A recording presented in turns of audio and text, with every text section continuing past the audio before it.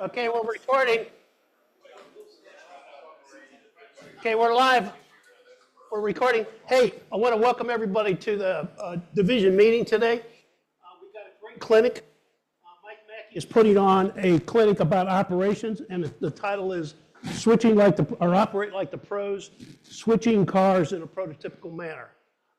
So, Mike, thank you for doing the clinic today. I also want to thank Steve Christ one more time for his beautiful, great clinic on the Big Boy last month. Also, I want to thank Texas Western for letting us stay here. And David, do you have any announcements? Sure. Good morning, everybody. Welcome to the Texas. Huh? Good morning. Welcome to the Texas Western Model Railroad Club. We are very glad to be able to host Division I. This is always an exciting Saturday for us because you get to come into our home and see what we're doing. We get a chance to talk to you and visit with you. We're happy you're here.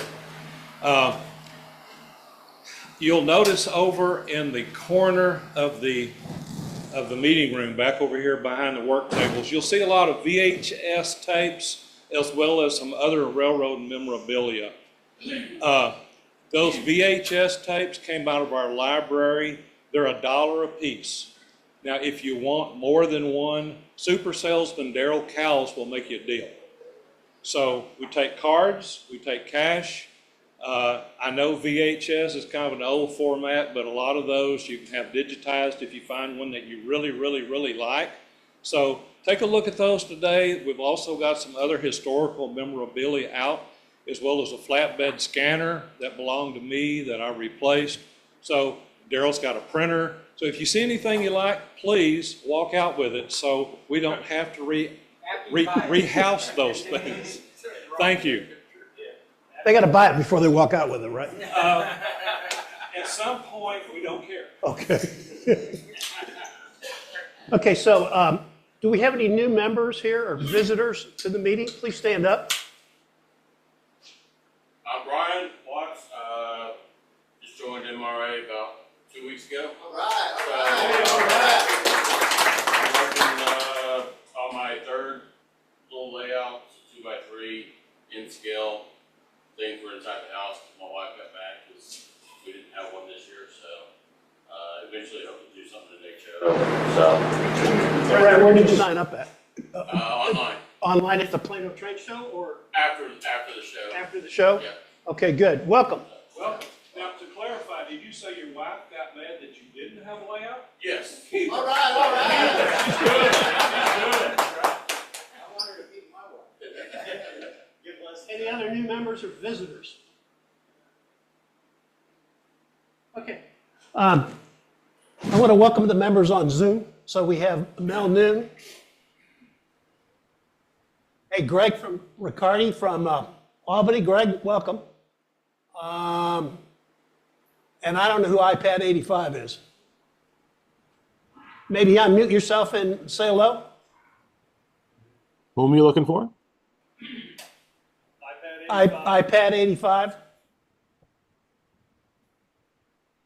Okay, well, welcome anyways, iPad. That may be Tom. Pearson? Yeah, Okay.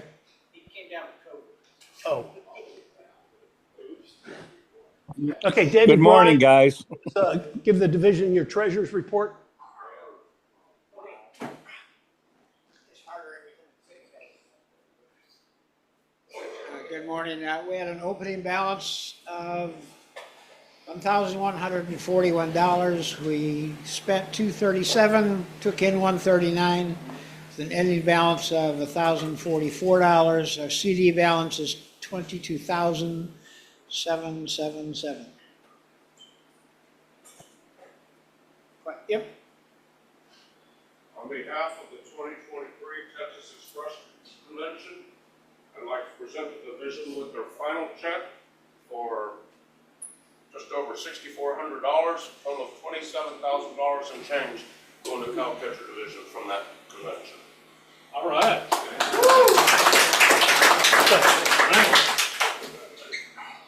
So once again, all that hard work that everybody did on the convention paid off. And this is a kind of a refund from the state that we got. number. David, would you repeat the number again? This check is for $6,469.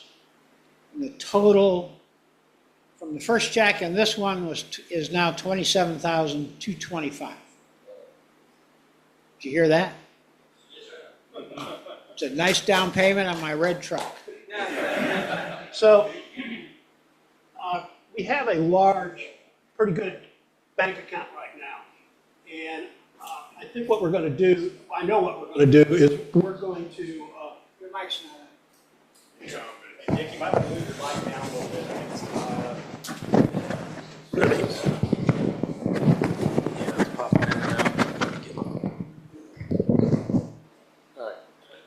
okay, how's that? Is that better? Yeah, that's better. Okay, so I'd like to get, we're going to pick 3 people or 4 people as a committee to make some recommendations. I'll just hold it. I'm going to select 3 or 4 people. It's still cutting out, doesn't it? Let me change the batteries.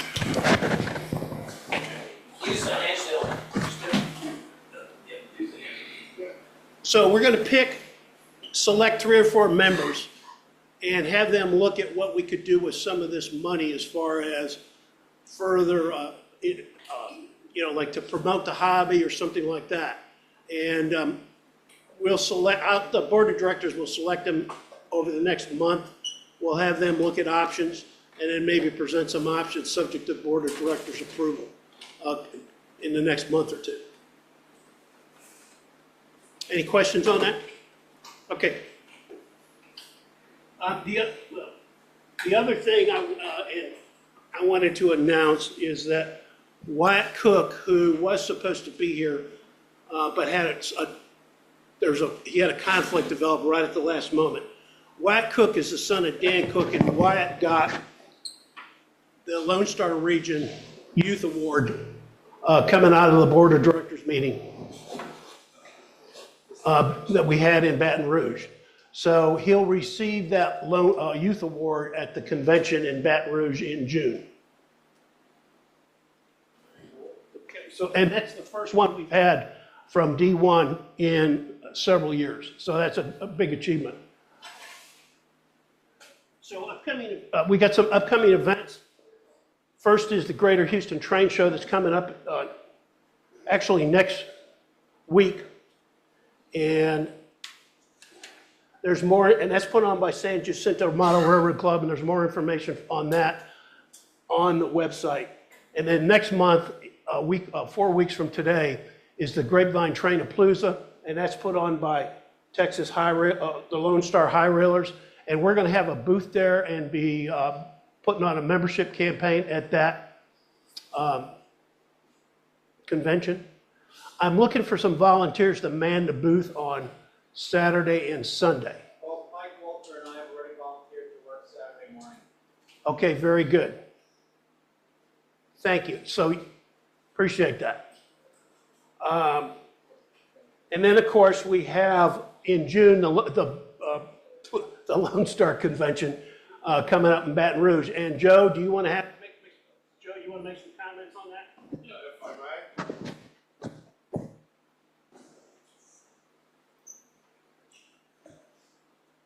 Just wanted to remind everybody, we do have our annual Lone Star Region Convention coming up in June. It is the first time in over 30 years that we'll have it in Louisiana. So if you like that Cajun cuisine, just one of many benefits to attend.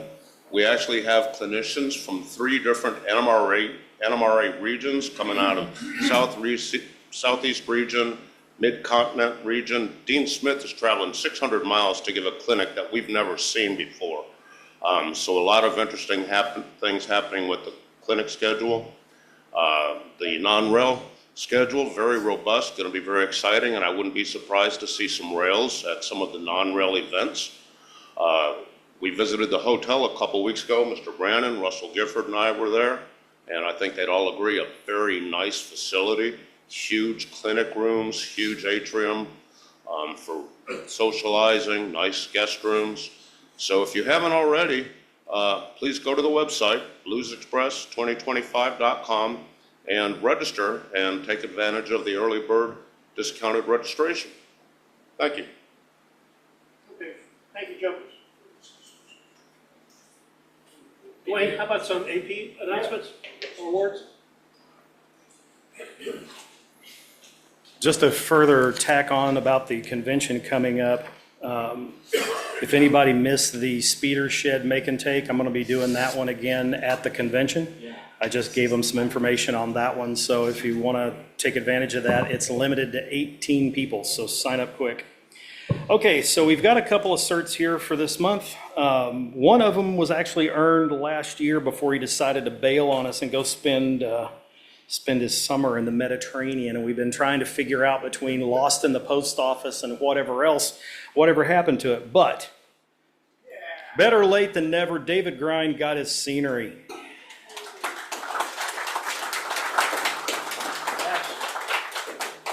Now you'll notice he got up quicker on that one than he did when he had to give his bank report, right? Yeah, thank you. You betcha, bud. All right. How many is that now? 3. 3. All right.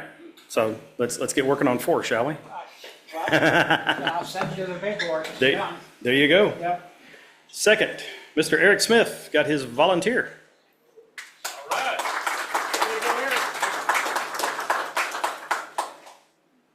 Thank you. Congrats. We had a really good year this last, in fact, the second half of the year was really good. A lot of that was due to that big rush we had in July and August. A lot of y'all that had been sitting on paperwork for a long time got pencil to paper and actually turned some stuff in. We're always looking for more of that. Mr. Crumpton and I have been talking about a couple of things. Mr. Cowles and I are talking. He just turned in his paperwork for prototype modeler for his Tower 55 project. And we will be looking for, I believe, motive power out of him next. And that will give him magic number 7. So we got some folks in here that are close. And I would say to the guys who have got it, don't stop at 7, man. Keep going, keep learning, keep pushing. Mr. Packer's one of the handful, when I say handful, probably less than 24 on the entire planet that have all 11. And it's a bit of a rarity. I guarantee there's less than 30 for sure. So it's a kind of an oddity. And right here, Mike's really close, I'm really close. Out of the handful, we have 4 in Texas alone. Had Lauren Neufeld, who passed away here a year or so ago, Chuck Lind, Jerry Schoenberg, and Mr. Packer here. So we're definitely in some rarefied air as far as that count goes. But at any rate, don't stop at 7. I mean, there's still lots to learn. There's another 4 of them out there. So keep plugging, keep planning, keep learning. So. Okay, thank you, Dwayne. Mike, you want to talk a little bit about division AP? Now, he summed it up. I was just gonna say we need to push for more desserts, but he already said that, so that's all good thing. Okay. I have an AP question. What's the minimum requirement for the golden spike? Very little. See, very little. 8 square feet of railroad. Yep. You have to have track ballasted. And you have to be able to display a certain number of structures and rolling stock and all of that. If you go out to nmra.org, go to the education section, and then achievement program, you kind of scroll down, and one of the first things it talks about in there is Golden Spike.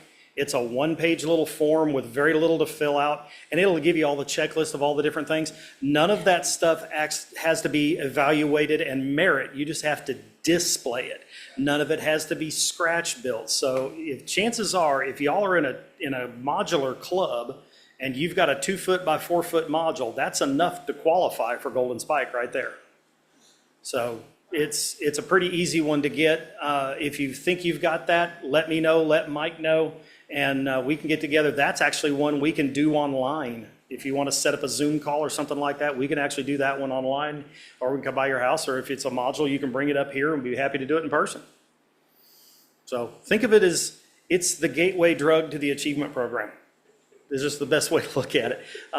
It really is a good way for you to get a chance to have somebody take a peek at your work, give you an idea of what's required, and kind of get your feet wet with the process. Now, there's some improvements coming rather soon. Y'all know speed. Speed has been working on an update to the app that you can get on your phone. And I threw some ideas at him, and they've come up with a bunch of other stuff from other regions and things. But you're going to be able to log into the app on your phone. And if you're at an operating session, for example, let's say you're over at Mike's and you're operating. When you get done with it, you can have Mike sign off on your operating session right there on your app, and he can plug in his member number and sign off on it. When you get all your stuff evaluated for any of the other certs, you can come in, take pictures of it, load it out your app, hit the button, it'll submit it straight to me. I'll get a notification on my app. I hit the button and approve it and log it into the LSR's database, give it an LSR certificate number. I hit the button and it goes straight to national. And it can all be done right there. So it takes a lot of the repetitive nature of filling out the paperwork out of the equation a bit. And it takes a lot of time, wait time. Oh yeah, very much so. Because yeah, very much so. Yeah, we're not worried about losing them, either in the ether because the email didn't get there, it landed in somebody's spam folder or whatever the case may be. So it's really going to help streamline the process quite a bit. I got to talk with Speed and find out when they're ready to do a little further beta testing on it, but I'm hoping we'll have that one rolled out here in the coming months. Yes, sir. Can you explain the new criteria for flats? There has been a change, yes. So David asked about the new criteria for structure flats, and it's been brought up. So yes, buildings like these. As long as the building has, I believe it's at least an inch or an inch and a half of relief off the wall. So it can't be a single wall up against the wall. It's got to have a little bit of three-dimensional relief, and I could think it could be 3 or 4 of your total structures. You can't do the whole thing in flats, but you can do a few of them that way. And it's just like anything else, detail it up as much as you can. Put vignettes behind the doors and the windows and all that kind of stuff. All the extra stuff that you can, to plug into one, do it. But yeah. The back can just be plain. Yeah. Yeah, because the idea really came about our society is changing to a point where there aren't starter homes being built anymore. So a lot of the younger crowd is living in apartments. You go over to Europe and everybody's houses over there are pretty small. So there was a lot of complaints that I don't have the room to make a big layout kind of thing. So building larger structures and things like that just really isn't feasible for a lot of folks. So one of the things that they've actually acquiesced on a little bit is allowing some of your flats to be able to score as long as they're, really well detailed and all of that. Any other questions? Cool. Okay, Dwayne, as long as you're up there. Yeah. And you got the mic, why don't you talk about the clinic coming up in April and May? Okay, yeah. So they've asked about doing another make and take. Those always seem to go over fairly well. We try to keep those, if we can, down to something we can do in a single meeting. However, it doesn't take much of a structure of any particular size or a project in general of any particular size, and now you're looking at least two meetings. We threw around some ideas between myself and Dick and Mike, and I came up with this little design right here. If we can get the look down camera on, thank you. So the roof is just loose on it, and it doesn't have a ridge cap on it yet, but I drew this up on Monday and cut it out. Now, for those of you who did the LCL dock here a few months ago, you'll recognize that base. It is essentially the straight piece of that dock widened out just a little bit. It's a total of 1 3/4 inches wide. Half the dock is the building itself. The other half will have that little timber frame piece out on the end of it. And then you also have the option, if you want to, you can cut the roof off so that it would only have a roof over the structure piece, and then not put the timber frame portion of it on at all and leave it open if you want to. I'm drawing this up basically to be a small REA kind of LCL type of facility. You could use that as a milk station stop. You could use it for a small depot. There's just a lot of options that could be done with this little building. It's going to run in April and May.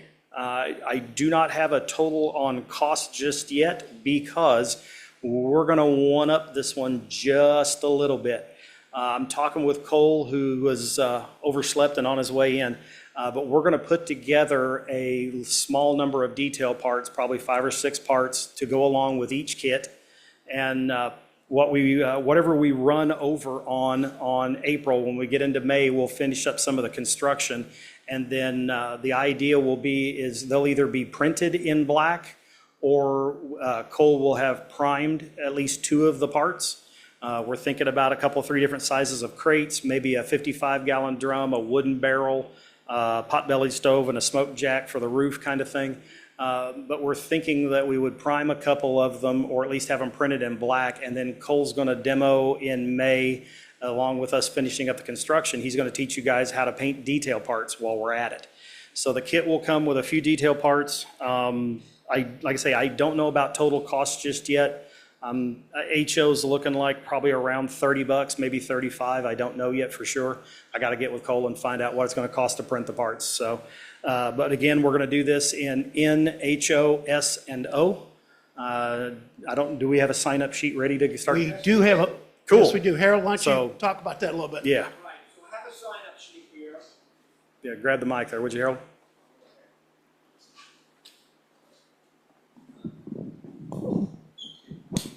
I have a sign-up sheet. I actually have a couple. We'll start one from the front, one from the back.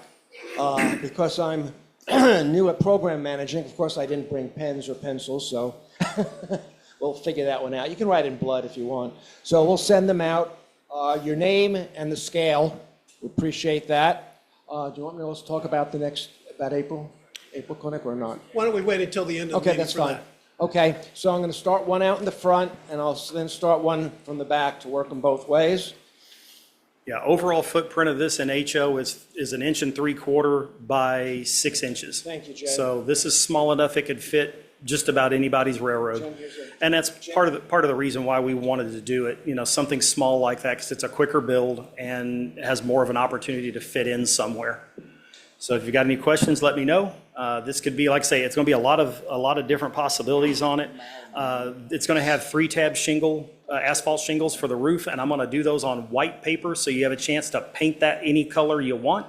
So I'm not, coming in and going, well, congratulations, here's your building, paint it any color you want, just as long as it goes with the green shingles, kind of thing.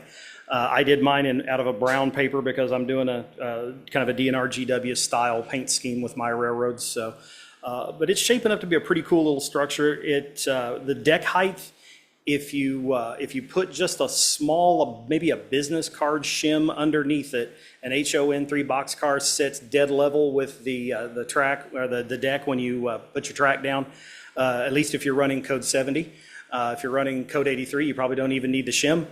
For HO standard, the car deck height would set just a smidge above it, which either an uphill or downhill little variation is very prototypical. They're seldom a dead straight across kind of walk kind of thing. So this will fit a lot of different railroads, almost any different era. Again, it can be used for a lot of different purposes. It doesn't have to be an REA.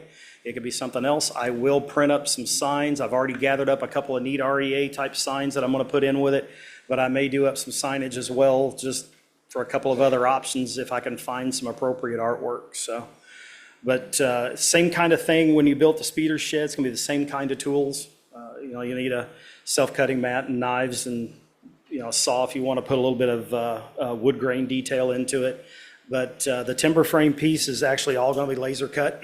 So you'll have that whole piece right here out on the end. That's actually 5 pieces. So don't let that intimidate you at all. The whole long sides are all cut in one piece. And it's just got the 3 little intermediate pieces. So this is going to go together pretty slick. You'll have an opportunity to put an interior in it if you want to, or you can just glue the doors in place and have them shut. But that's what we're gunning for. Okay, very good, Dwayne. Thank you very much. So like I say, we'll do them in N, H, O, S, and O. Yeah, I did. He did. Yeah. He said normal scale and scale. Yeah. See, that's what you get for not paying attention, David. Mike, Okay. Mike Mackey, you want to talk You've about? got your hearing aid turned down to N scale. Crank it up to HO. My nose. Yeah. Where's that paper? You want to update everybody on the board of directors? Hey, good morning, everybody. I'm going to try to keep this as brief as possible. We had a NMRA board meeting in January in Springfield at the Amherst Show. And there were several different things talked about, but one of the things that I want to bring to your attention is right now the NMRA is celebrating NMRA 90. You're going to see that on logos, a lot of promotional material, and everything else. 90th anniversary of the organization. It's going to be going all this year. That's a big promotion. You're going to start seeing some branding changes with the NMRA. You're also going to see some updates electronically on the website. The forms for the achievement program, if you log in on your computer, will be fill and then hit send, and it's transmitted to based off of when you log in, and you must have your account set up with the NMRA on the website to be able to do this.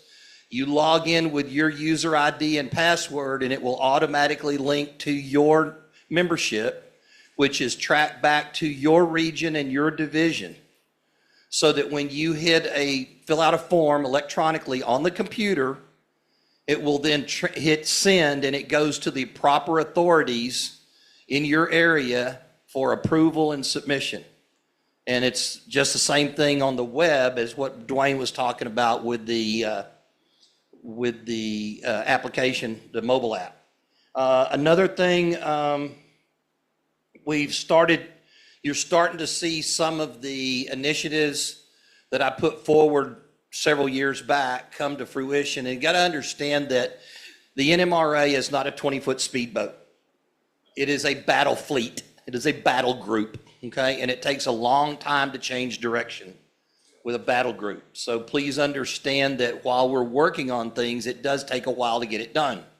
One of them is the AP program that we're starting to see some changes there, and Ray Persing, the new manager, is hitting the ground with a ton of ideas and things. One of the things that he is now, initiative that's being done, is we've got a guy that is going to translate all of the AP requirements into French, German, Portuguese, and Spanish, so that we can hopefully get further, and more languages to come after those. But those are the initial 4 languages that we're doing there. So there are a lot of updates, a lot of changes, a lot of bringing the NMRA into the new century and get everything more electronic based and user friendly for everything else. Anybody have any questions on anything? Yes, sir. So I spend a lot of time each month formatting all the membership reports from National and then getting it to Dick and the other directors and stuff. Have they talked about where they are from, like, rolling out the new stuff that's like online cloud based? Should be within the next 45 days. Okay. Anybody else have any other questions? All right. Thank you, sir. Okay, Mike, thank you very much. Mike Ross, did you have something? Yes, sir. Have you talked yet about? Yes, we talked about Train-A-Palooza, and we got two volunteers for Saturday morning. Okay, if you'll let me know their names. Mike Walters and Ed Steckler. And anyone else want to volunteer for Sunday? I'll volunteer for Sunday. And I'll be there with you for Sunday. Then someone else gave me an excellent idea. I saw that the club here had some VHS tapes. How about the division chip in $25 and take a big box of those tapes and hand them out at the show? Is there anyone that wants it?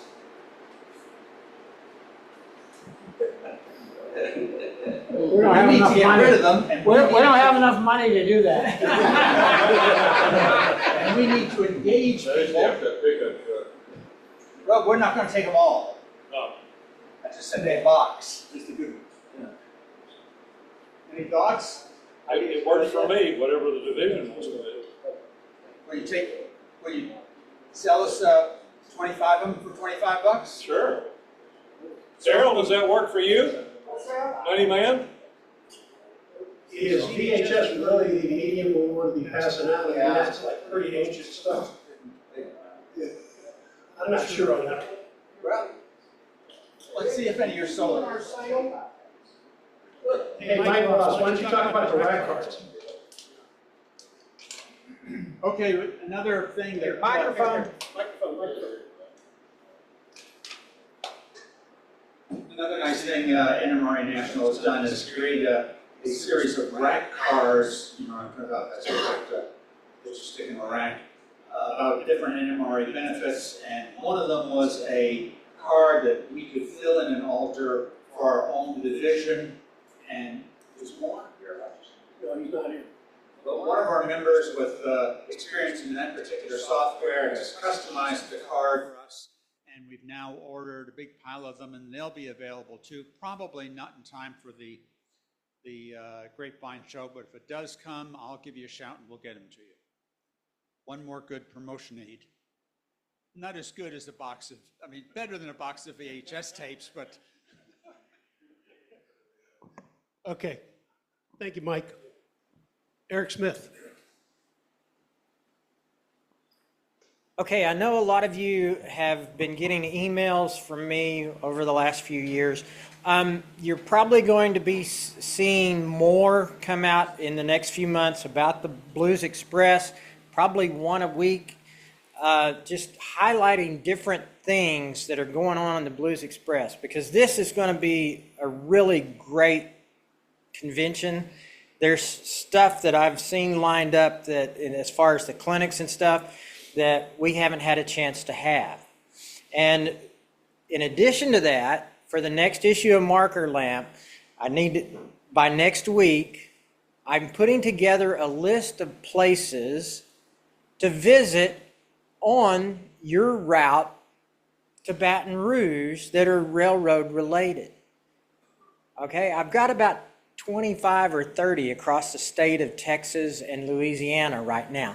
But if you have some place that's off the beaten path, that's not one of the major ones that you have an idea about, a museum, a layout that's open or something like that, send me an email.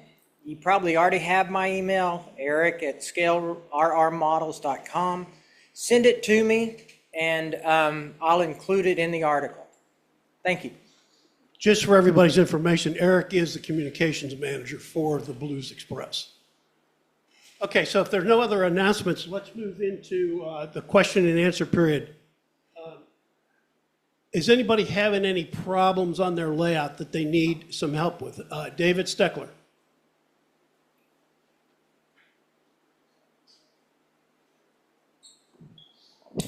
Hello, thanks, Dick. Before I ask my two questions, last month, if you recall, I brought boxes of insulin needles. You can use the needles to apply glue, etc. I found 3 more boxes in my garage. I already gave 1 box away. There's 2 boxes on the table here. There's 100 in each box. Please feel free to take as many as you want, because I'm not taking those boxes home. Okay, first question. I'm sorry. Does anyone here own and operate a Rapido FL9? Good. Have you successfully, by successful I mean without breaking, taking the shell off of it? All right, because I've got a broken gear on mine. I managed to get the gear cover off. Unfortunately, I broke it. Fortunately, Rapido sent me a replacement. But you can't turn the gears with the worm gear engaged. And to disconnect the worm gear, you have to take off the shell. And given my experience taking off the cover on the gear cover, I'm afraid to take the shell off. So.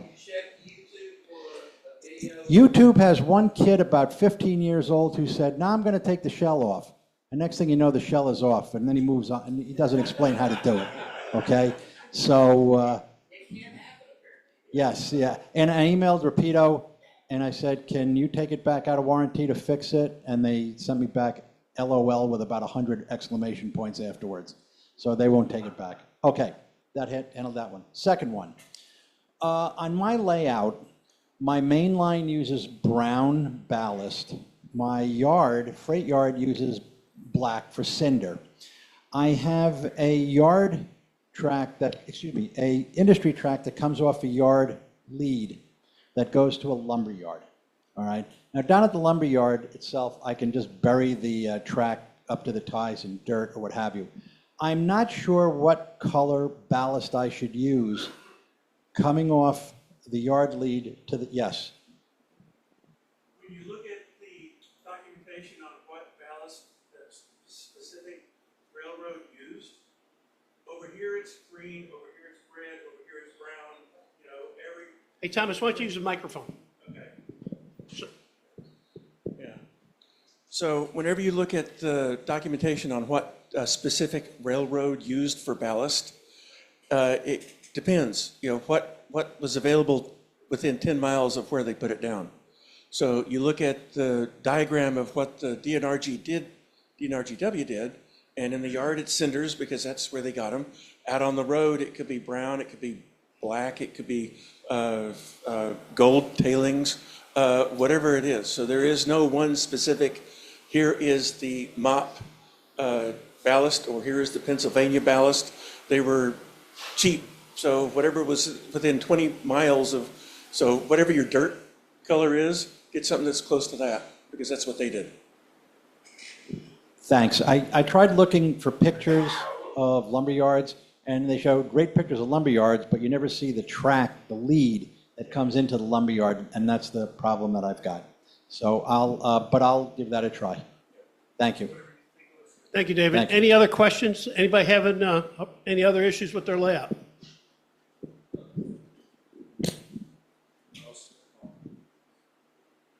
Is that it? Harold? I have a question that's not layout related, it's prototype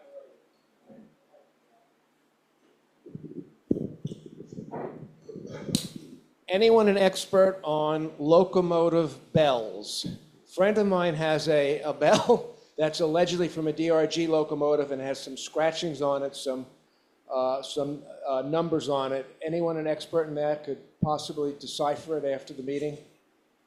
If not, know where I can go to get some information on it? No, I didn't think about it. I thought the experts in this room would know more than Google. I don't know. I guess not. I'll do that. I'll resort to Google, yeah. Okay. Didn't we have a horn presentation a couple of months ago? Yes, we did. Yes. Ken Fitzgerald put that horn presentation on. I mean, kind of related. That's a thought. Yeah. I start with Google. Yeah. Also, DRGW has a technical society or whatever. Yeah. You can't find it on Google, like contact the historical society. Guarantee somebody there knows the answer. Yeah, that'd be a good route to go. What are the numbers, do you know? And where are they located? Semi-legible. They're on the top of the dome. They're on the outside, not the inside. That might be a locomotive number, and then depending on what the number is, you can tell whether it was a standard gauge or a narrow gauge locomotive. It's either 1655 or 5591. Okay, that would definitely be something standard gauge related then. Okay. It's not like local. So, Yeah. Thank you. Okay, any other questions? Okay, so let's go into tips or tricks. Dwayne, do you have a tip or trick? I do, actually. So a couple of months ago, I got started on talking about glues again, and Mike came up behind me to wait for be the next guy on the microphone, and I got sidetracked and forgot where I was going with it.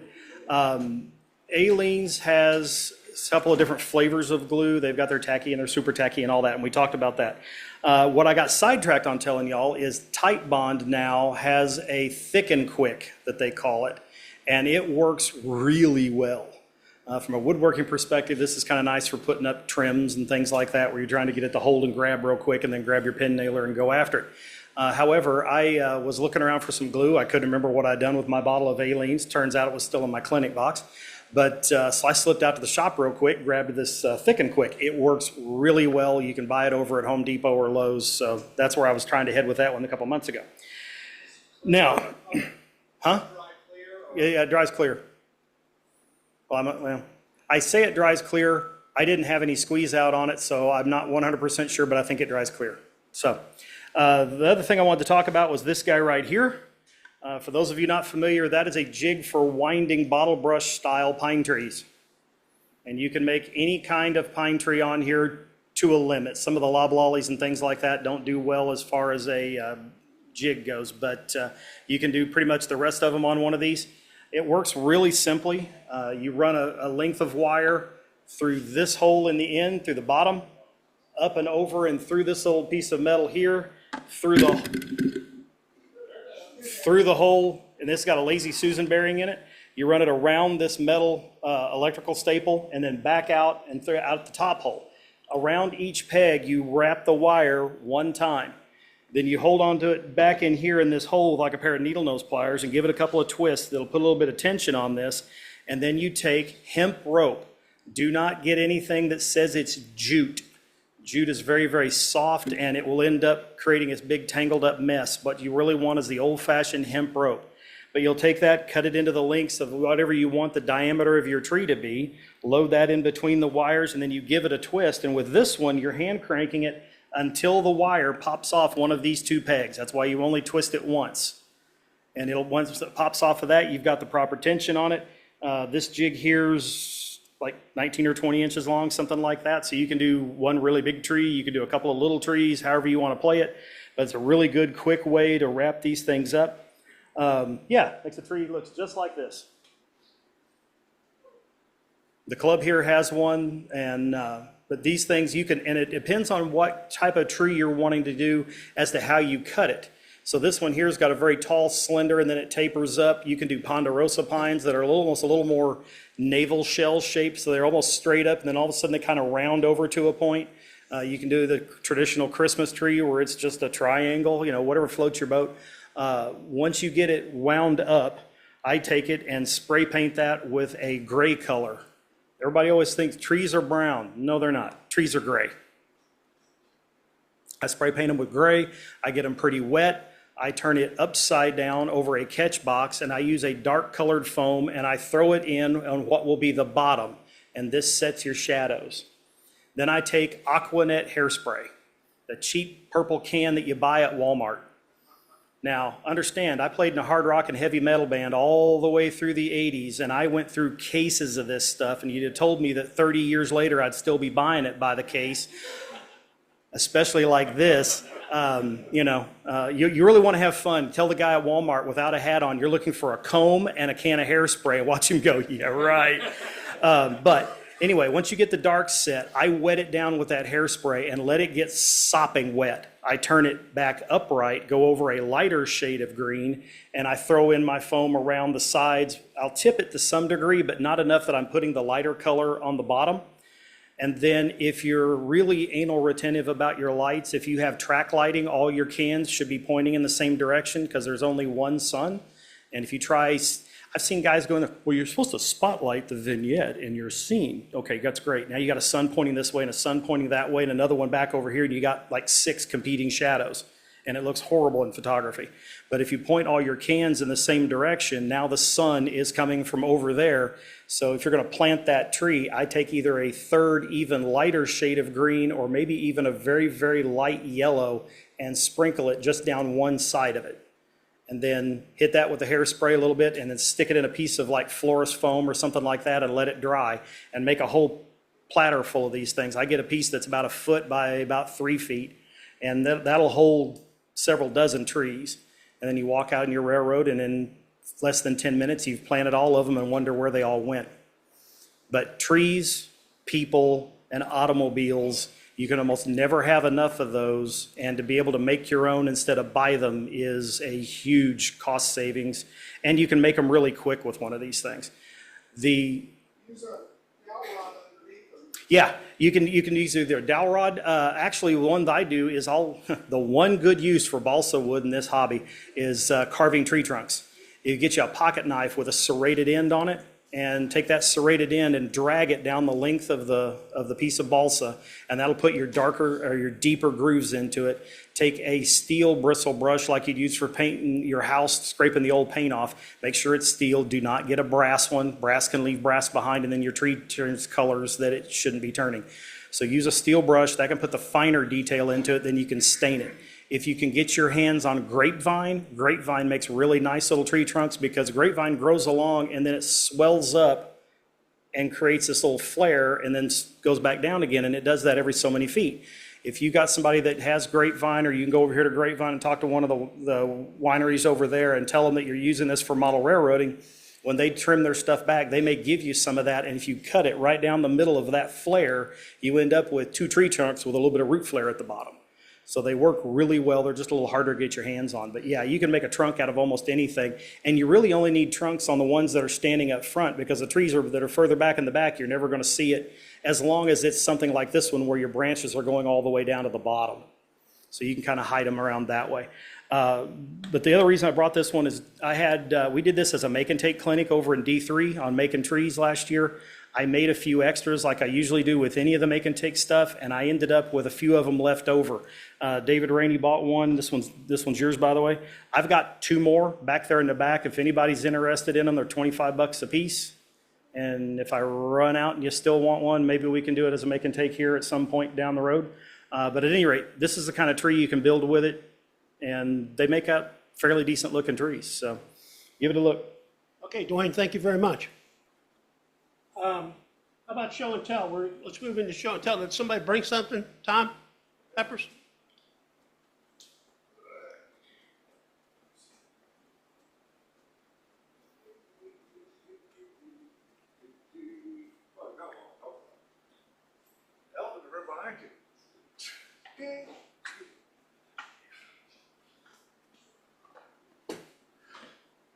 Tom, these guys here are made by Adam and Westlake.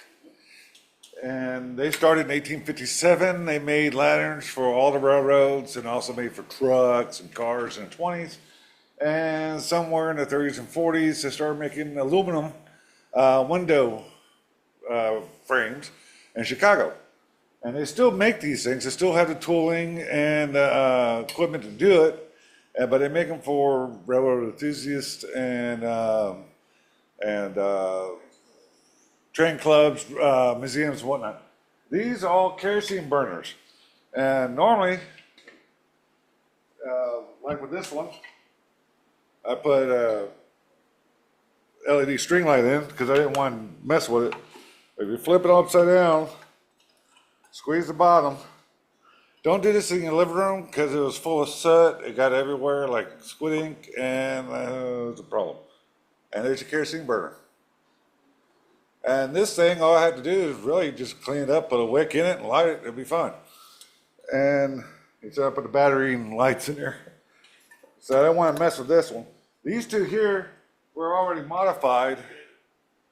And all I did was put new cords, grounded them, cleaned the socket, put LEDs in them, so they'll be safe to, to light up. I've been lighting these at my house all week. I love them.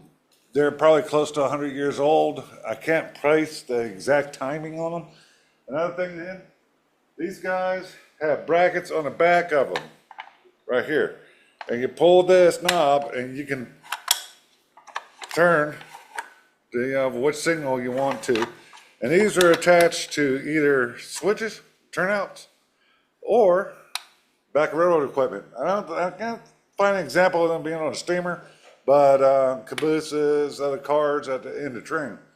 And these guys were heavy, probably about 15, 20 pounds. And this guy's full of soot. Watch your fingers. And my brother-in-law gave me this one.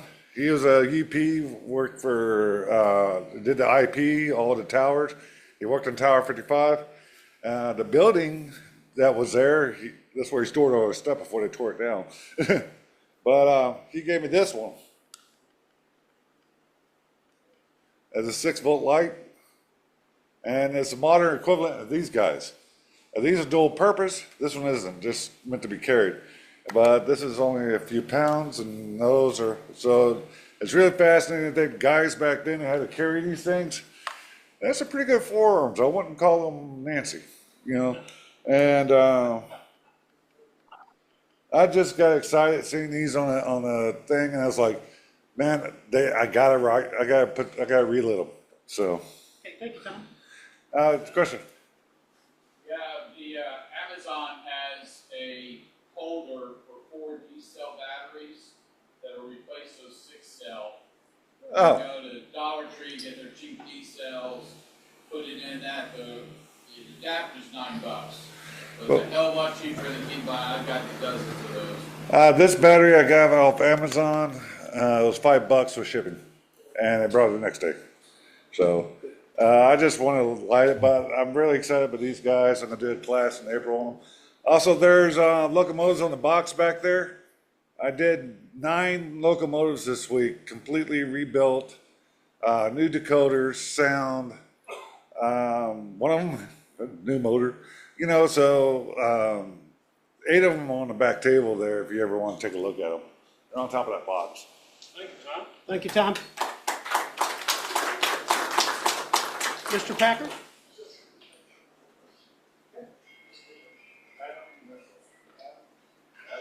This is pretty brief, but I found it interesting, and I thought you might find it interesting as well.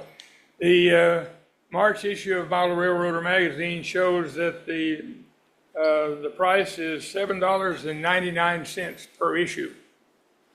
Now, the January NMRA magazine had a very interesting article about the origin of the NMRA, and also they had a replica of the article, or the letter, I guess you could call it, that announced that Volume 1, Number 1, the Model Railroader magazine had come out. And down at the bottom, you read down here that you can get a subscription for a year for $1. If you want to get it for 3 years, it'll cost you $2.50. So from $1 a year to $7.99 a month is a rather big jump. Tells you a lot about how our hobby has grown.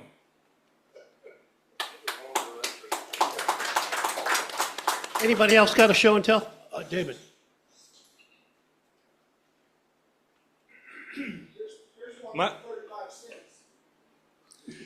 My show and tell is actually already on the layout. If you look in the harbor during the break or after the meeting today, you'll see a couple of structures that are called Red Snapper Packing Company. These structures came from a kit made by Sheepscott. Now, you don't see those anymore. I don't think they're even in business, but these are old kits, old craftsman kits. And they are meant to be in a harbor environment. So when you check that out, you'll see Red Snapper Packing Company. There's a packing building that's red, that I painted red. And then there's a piece that sits in the harbor that was actually where the boats would back up and unload their catch, and they were kept in barrels until they got ready, big fish barrels they called them, until they got ready to move the fish into the actual packing house. So check that out and look at a lot of the detail. The red building was pretty much laser scribed walls. Part of the other building that's actually over the water was laser cut. Everything else, the dock, all the auxiliary stuff around it was all scratch built. So check that out. Okay, thank you, David. Any more show and tell? Okay, so we'll move into Deal or Dud. Trapper, you want to come up and do Deal or Dud? Can't hang on a second, come on. What do you mean, getting?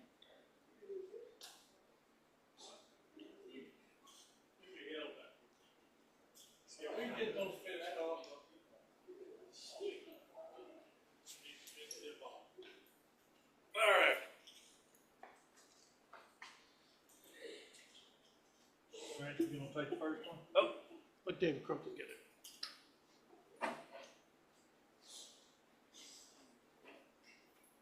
There's several there. Yeah, there's just one, okay? Well, it felt like that. Okay, so for those of you who don't know how Deal or Dud works, there's gift certificates from Model Railroad Crossing in these, or a package of Milk Duds. So if your number's called, pick 1, 2, or 3, or the blank cigar box. We'll open it up and see what kind of prize you get. So the this winning number is 026. 02. Jeez. Every time. Every week. Every. I like The blank one? work from you last time. You want me to open it? Sure, go ahead. Oh, man. Does. Good. And. No. And.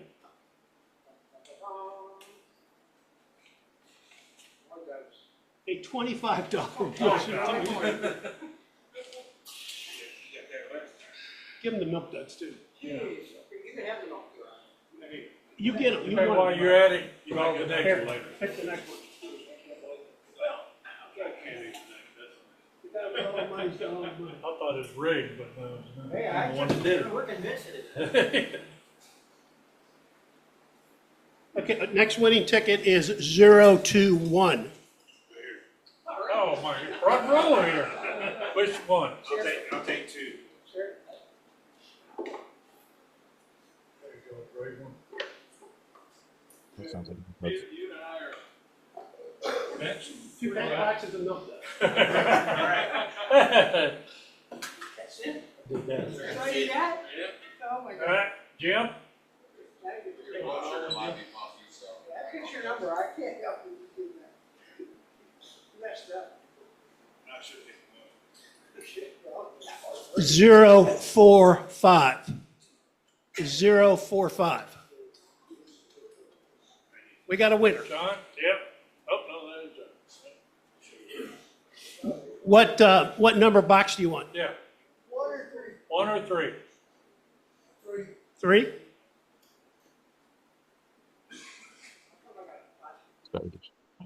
clanking. Did different this time because he wanted to do some advertising. Oh, I see. That's the reason why he had that sheet of paper. Sure I was gonna explain it to y'all, what I had to do. Well, you can explain it now. Yeah. Before you take the last look at it. I still have everybody's attention. Okay. There's gift certificate, the gift cards are sheets of paper because he's trying to do a little advertisement, bring business to him. So he thought that was example right here. Show it up there. So it's $25 on it. But he's giving example, that's to advertise his business. Right there. Okay? See it. Okay, and when you go into the store, please make sure you thank him for the gift certificates on behalf of the division. Avery is very generous with these things. I'm gonna walk all the way up here.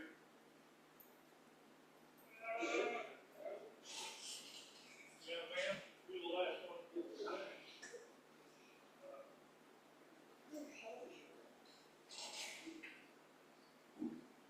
All right, the ticket is 029. 029. Again? 029. Check your ticket, guys. Joe just stepped outside. I don't know if he exists.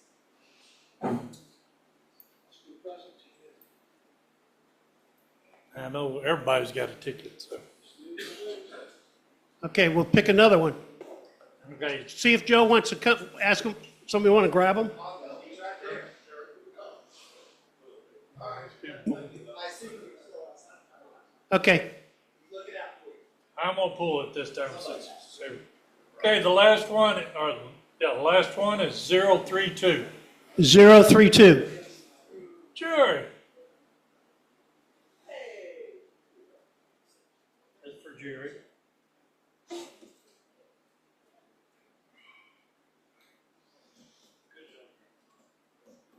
It's a lot of hard work. Big track who's got tickets.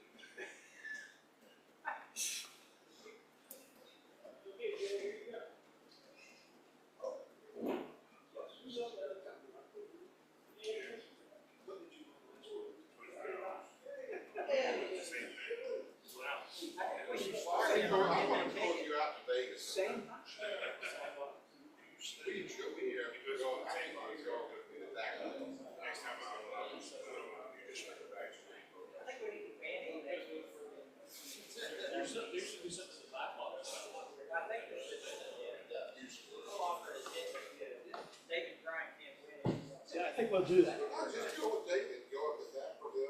Okay, so it's about 11, it's 11 o'clock right now, so let's take a 10-minute break and we'll reconvene for the clinic at 11:10.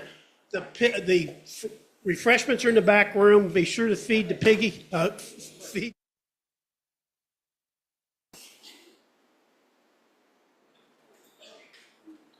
Okay, I want to introduce Mike Mackey. He's a D1 member. He's also Western Division President, Vice President? Director. Director. Just on the board director. Up for re-election. Up for re-election. Please vote for him. Mike, take it away. Thanks, Dick. Guys, I failed to mention a couple things talking about the board meeting a minute ago. Another thing that's going to, you're going to see coming down the pipe as far as the AP program is a modification in the requirements and rules regarding electronic publications and use of them towards author. So all the people who've been doing podcasts and YouTube videos and things like that, that's coming into author, and you'll be able to, we're still getting the fine tuning on that and how we're going to evaluate it and all that kind of stuff. But that's another thing that's going to be changing in the AP program. Also, for those who are interested, that ties into this particular clinic, and go ahead and next slide.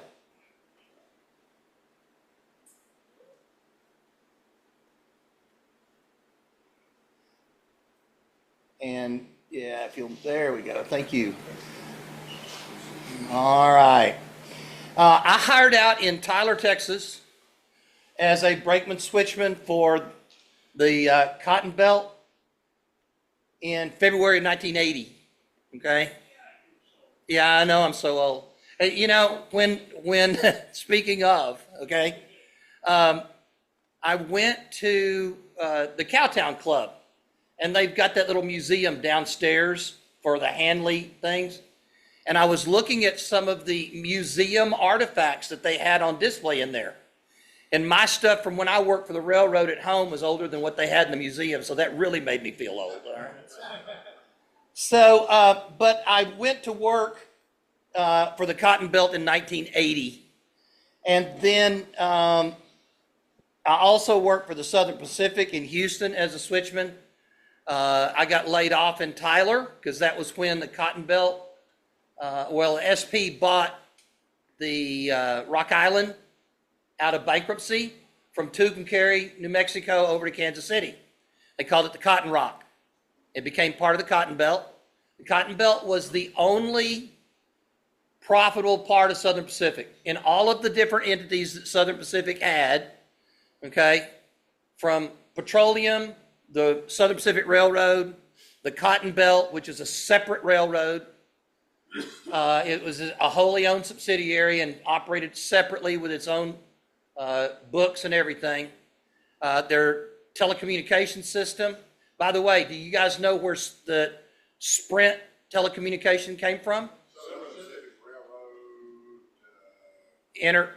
Inter-office telegraphy.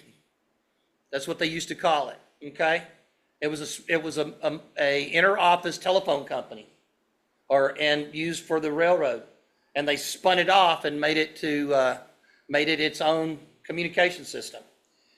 When I worked for the railroad in Houston, I could go into the switchman shanty. I would pick up the phone, punch in 2 numbers, which was the code for Tyler, punch in a 9 for a local dial tone, and I was talking to my wife who was in Tyler on the intercompany telephone non-long distance. And that was back in 1980, okay? So all of those different things. But the Cotton Belt was the only profitable part of the Southern Pacific Railroad. By the way, I've been asked by the Texas Western on the first Thursday of March to do a clinic on the Cotton Belt and how it related to Fort Worth railroad operations. So if you want to come to that clinic, I'm sure they'll be happy to let you attend. And that's going to be on the first Thursday of March. Okay, next slide, please. Understanding the basics, okay?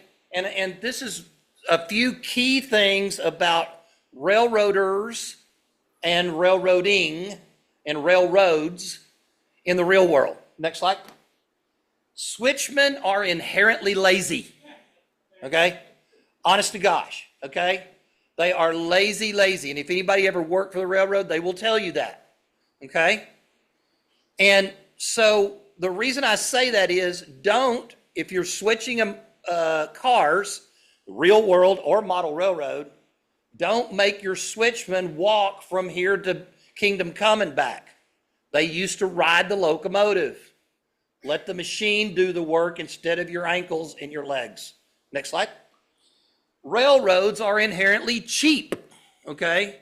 They don't want to spend money on things. And in fact, do you know why Pullman Green cars are Pullman Green? Leftover paint from World War I. And the railroads were given the paint by the government. It's olive drab. They painted the cars because the railroad was taken over by the Fed during the war, and they painted all the cars, and the railroads could requisition the paint from the government. And right before the war, they could tell the war was coming to an end. They requisitioned all the paint they could get, and they stored it. And then whenever it came time to paint their cars, there you go. Now you got free paint. This is an example of railroads are inherently cheap. All right. Next one. The company is always trying to fire you. Amen. I'm serious. Trapper? Yes. Is that right? Yes. Very true. Every time you turn around, they're looking for some way to try to fire you. Now, understand that when you get fired from the railroad, it is a reprimand, and you can appeal the decision with your union rep, okay, and go before a union board for review. Or you can take the penalty and go on. That's also why, as a union member, you have job insurance. So that if you ever get laid off or you get fired, then you file a claim on your union, your job insurance, and they pay you for your same wage while you were off. Okay? You can be fired for something as simple as stepping on the rail.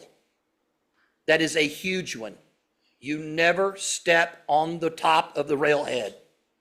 Your boots are slick with oil and grease, and you step on that rail and your foot goes sliding, and now you've hit your head and you're going to the hospital. Okay?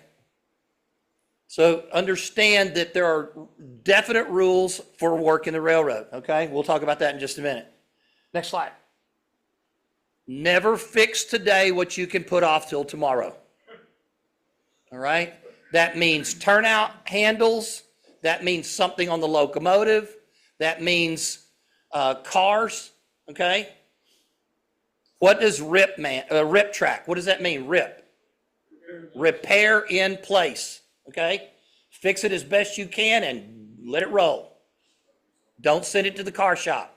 Fix it as you can and keep it on going. That's what RIP stands for, okay? All right, next slide. Never trust the brakes on a parked car to hold air, okay? Always set a brake wheel, all right? And always chock your cars.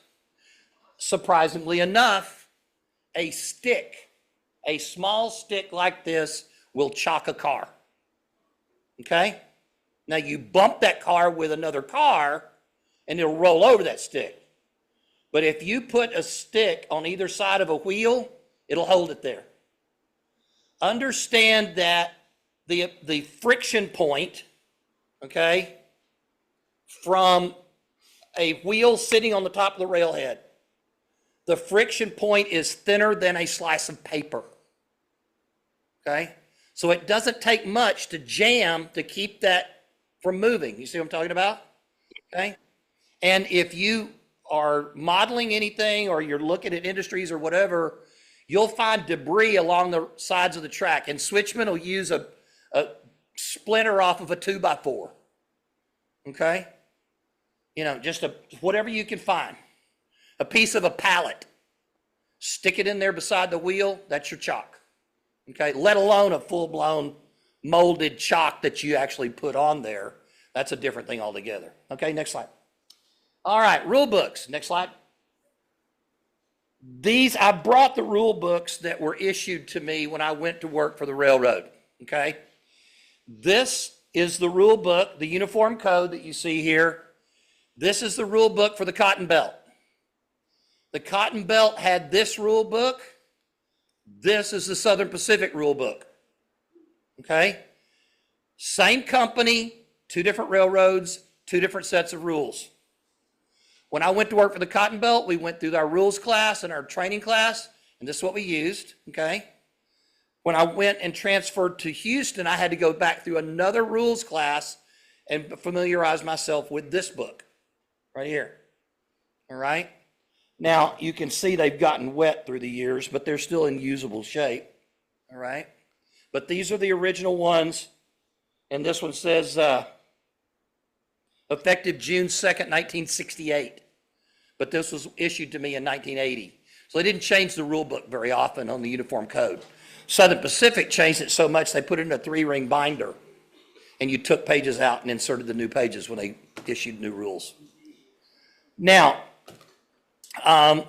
let's see, there was something went through my mind I was going to talk about with rules. Training class. Let me talk about training class for a second. One of the things that I've never, ever forgotten, and I thought the irony of it all, was during training class, we were talking about rules and what you should do if there is a automobile train incident, not accident, it's incident because an accident can't be prevented, but an incident can. Think about that. Every train automobile collision could have been prevented.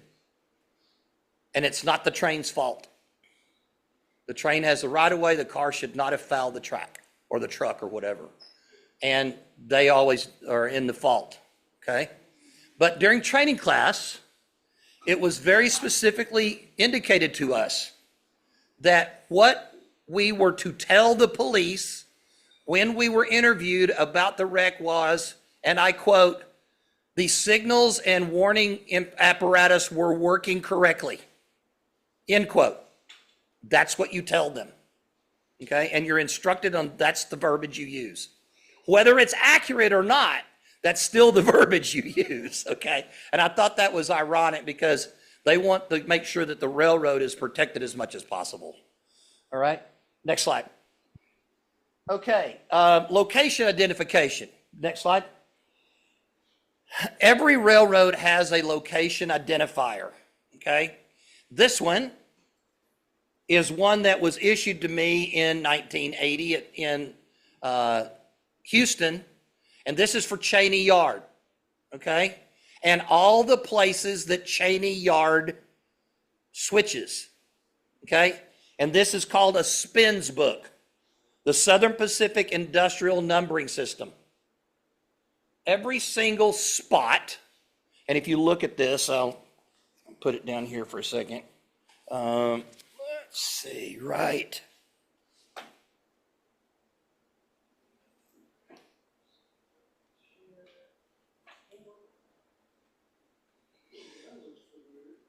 Okay, as you can see, it's talking about, it's outside of Houston.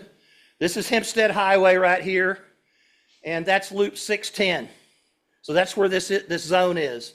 But you can see there's 1703, 04, 05, 08, 06, 07. And so every car on a switch list would have the car number and then the spin number behind it. So that if you didn't know, I mean, it's going to tell you that it went to Purina Feeds, okay? But if you didn't know exactly where it was supposed to go, and there's multiple spots there, and dock locations or locations for loading or unloading, then this is where you would find out, and it would tell you exactly when and where to spot it, okay? Every railroad had a classification system like this. This just happens to be the one for Southern Pacific in 1980 and Houston. Okay, next.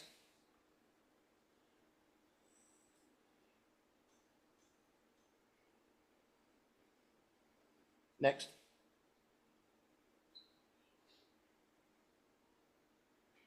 Okay, switching terminology, okay?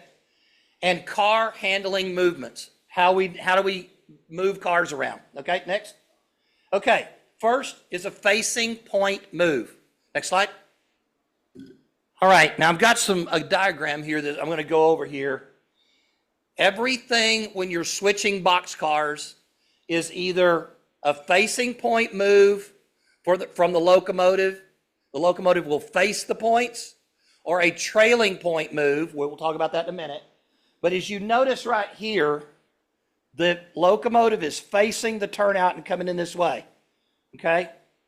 You'll want your cars on this side of it, and you're doing something right here, and you're going to spot this car here and back out. Okay? That's a facing point move. Okay? Next, a trailing point move, just the opposite. Next slide. Okay? This is a trailing point move.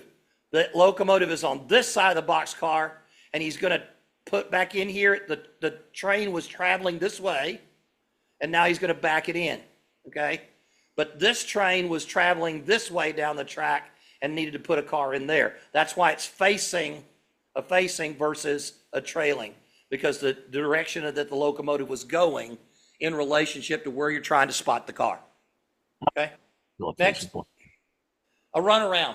Okay? Next. The very first thing when I get to a location and I'm starting to try to understand how I'm going to switch it in my mind, and I start plotting things out. I'm going to move this to that over there. This is going to come together. And I'm looking at my entire switch list. Many model railroaders look at one thing at a time. Okay? And it gets them in trouble, because now you're repeating the same movement over and over again. Whereas if you look all the way down your list, I've got 3 cars that are separated here in my cut, and I need to put them together and spot them at once over here. Okay? Where are you going to sort them? How are you going to get them? The fewest number of moves to get this car to here with these beside these and get it spotted in here. Okay? I have to get stuff. I have to get food. I have to get stuff. I don't know what I was hearing, but I was hearing something in the background.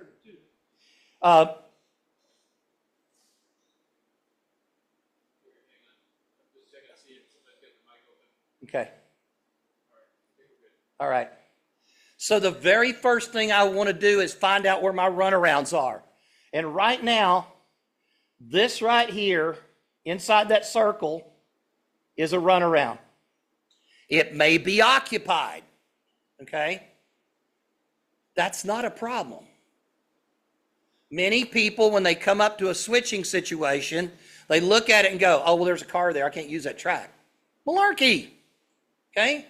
If the car needs to be moved to assist you, just put it back when you get through and get ready to leave and go somewhere else. There's nothing that says you can't move a car and then respot it back to where it was. All right? Also, there is a reason that couplers are on both ends of a locomotive. Okay? You can push them or you can pull them. And you can run it from the middle of the train. You have cars on both ends at the same time, if that's what you need to do to get your job done. Okay, next slide. Mike, do they frown on that in any way? Like, is there a limit to how deep you can bury your logo? Well, you certainly don't want it to be, 12 cars deep. Okay. I mean, a couple of cars is one thing. Okay? But yeah. Okay, fouling point, all right, or clearance point. Next slide. Okay, you'll notice right here, if I can get rid of the prompt there. There we go. All right, right here is a clearance point. You're going to see a demonstration of that in just a minute on a video in real life. But this is the last spot where a car on this track can come this far forward without a train coming by the other way and hitting it. Okay, that's a clearance point, a fouling point, whatever you want to call it. Okay, both are synonymous terms. And you'll find, if you look close enough, my railroad at home is a switching layout. Okay, that's primarily what it's for. In the yards where there are tracks that I'm doing a lot of movement around, I've taken a piece of a mud color and highlighted the tie on the fouling point. It's very subtle. You don't look for it, but it's there. Okay? And good, smart operators are going to be I see what he did here. And you look at the rest of the tracks, and it's the same way on all the tracks. Okay?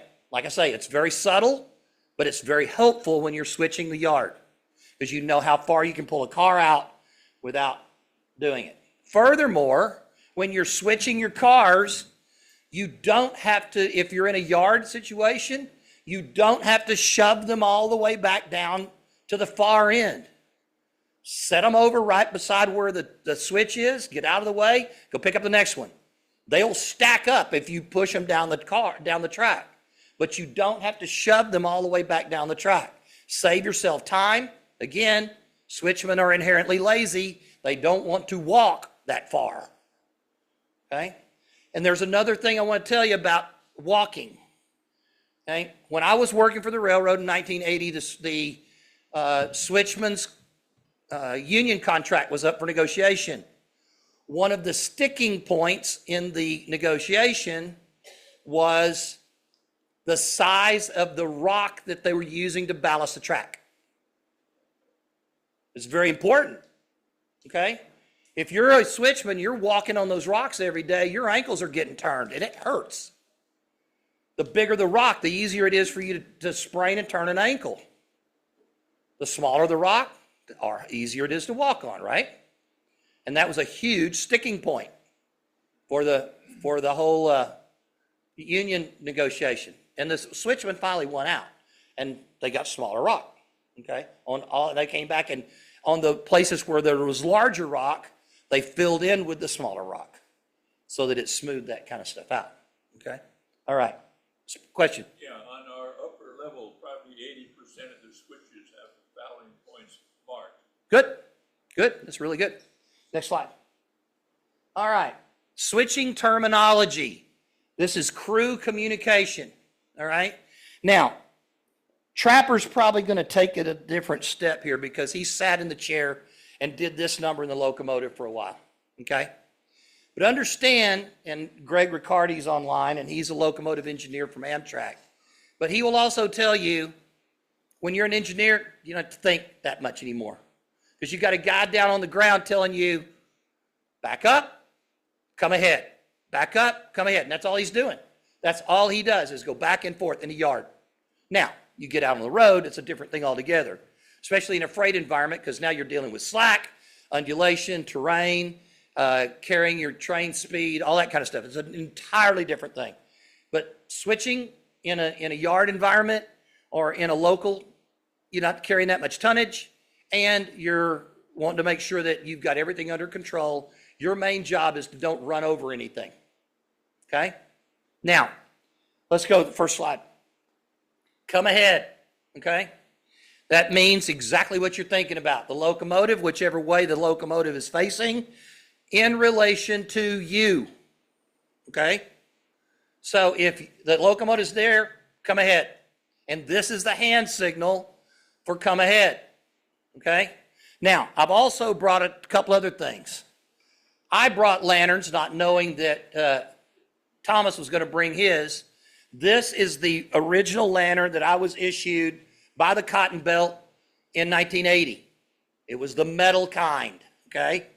And you'll also notice, still left over from my days in the railroad, there is a gasket for an air hose glad hand right there.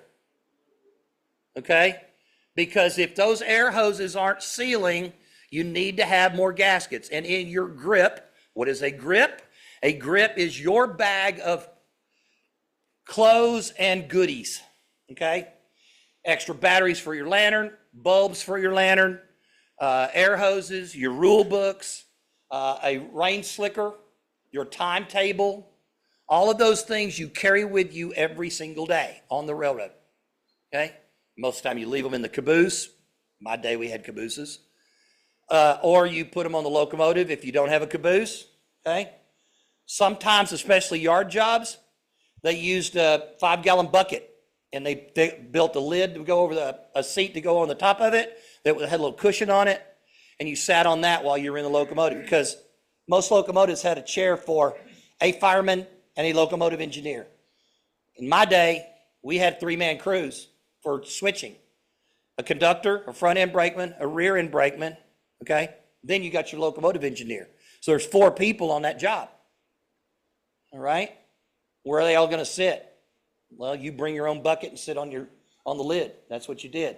That was also where you put your lunch. You could have a little, ice bag for your lunch and stuff like that. All right. So that's it. Come ahead. Now, this is the next railroad lantern that I was issued. This was more in the same area as that. Now, I will also share with you, when you take the top off of this, by the way, the handle folds over. You take the top off. And in the top, you can see I've got 2 more bulbs that are extra bulbs in the top. You always carried them with you. Because at night, this is your life preserver, literally, okay? Locomotive engineers are not supposed to move until they see a signal from a lantern at night, okay? And if a switchman is switching cars and he has to get in between the cars to line up couplers, you walk out, you set this on the right-of-way on the outside of where you're going in, and that locomotive engineer is not supposed to take his eyes off the lantern, and he's not supposed to move until he sees somebody pick this lantern up and give him a signal with it. It's all about safety. There's that equipment right there that when you're dealing with it, it doesn't care. It will kill you before you can take your next breath. The railroad people ask me, did you enjoy working for the railroad? I did enjoy working for the railroad. It's the most dangerous job I've ever done, though. Okay? People get maimed and killed all the time on the railroad. It's a very, very difficult environment, and that heavy equipment does not have a care in the world about you. And it will roll over your foot or your arm or whatever so quick, and it mashes you. It's horrific. So be careful with it. Especially when you're around it. If you're in an environment where you're rail fanning and somebody asks you to step back. Get away from the track. Never get closer than 12 feet to the track. Okay? Keep away. All right? Anyway, now, come ahead. The signal at night for come ahead is to take your lantern and do this number. Okay? Like this. Or in the daytime, do a motion like this. All right? Drag them back. Okay? The hand motion is this way, going away from you, as if coming this way, right, is come ahead. This is go away. As the nighttime, okay, you're facing the locomotive, and you do a signal around like this, round and round and round. That means back them up. Okay, next slide. Shove them. Okay, bring them to me. So this is, now we're talking over the radio. We don't have a hand signal for that. This would be come ahead or shove them. All right, or back them up. Could be shove them also. All right, that's a universal way to go. Either way, shove them. Next slide. That'll do. Okay? Don't go anymore. That's as far as we need to do. And you normally say this to the locomotive engineer while he's still moving. So he applies the brakes. You're allowing for momentum of the rail car to stop, and it's going to come slowly to a stop. Okay?